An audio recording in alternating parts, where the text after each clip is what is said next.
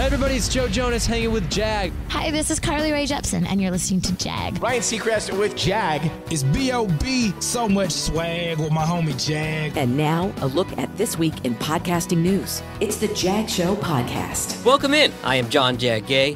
The number of total podcasts online has now hit the 2 million mark, according to Daniel J. Lewis, after passing just 1 million last year. 2 million podcasts can be intimidating if you're starting, but just keep in mind, only a third have put out content in the last 90 days. So you want to stand out? Same rules apply. Have good quality audio. Have good content. Get to the point. Don't spend a whole bunch of time beating around the bush and saying hello when you start. Tell the audience what they're going to hear right out of the gate. Even for me, I realized that a 25-second intro was excessive. So I chopped it down to 15 seconds. Little change, but 10 seconds less of intro before you have to get to the content. And people have very limited attention spans. Nielsen has a new study out there saying that podcast audiences are now getting more diverse, and there could be some great advertising opportunities in the space. That study is linked in today's show notes. One company that is taking that advice to heart, the mental health app BetterHelp. They are the #1 podcast advertiser for the month of February. $4.3 million spent. And given how events have been over the last year plus, mental health is something we all need to be concerned about and talking about. It's good that there's a push for advertising and podcasting because another study, this from Variety, says that people aren't quite ready to pay for podcasts. Lukewarm is the actual word that they used. So revenue, ergo, would have to come from advertisers.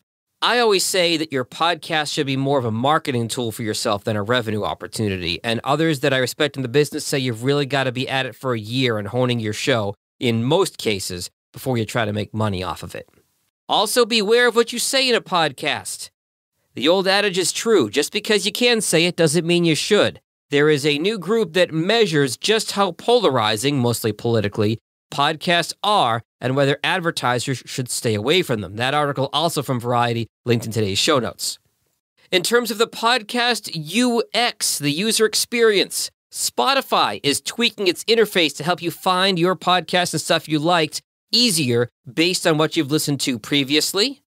And this is interesting. Google Chrome is now supporting captions in podcasts. Now, the majority of podcast listening is done on apps, but for those that listen on the web, you can actually turn on captions in Chrome and get captions on your screen as the podcast plays if you're listening in the Google Chrome browser. A word of warning, I tried it earlier today, and it was actually on as I was recording a podcast with the client. So if you turn it on for podcasts, it's going to be on for any audio you play in Google. So word of warning there.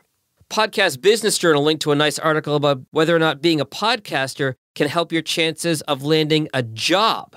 A writer named Ginny Sarawati, I think I'm pronouncing that right, wrote a nice blog on vault.com saying there are 4 things about podcasting that can help you land a job. 4 skills. 1, it highlights and increases your communication skills, being a podcaster.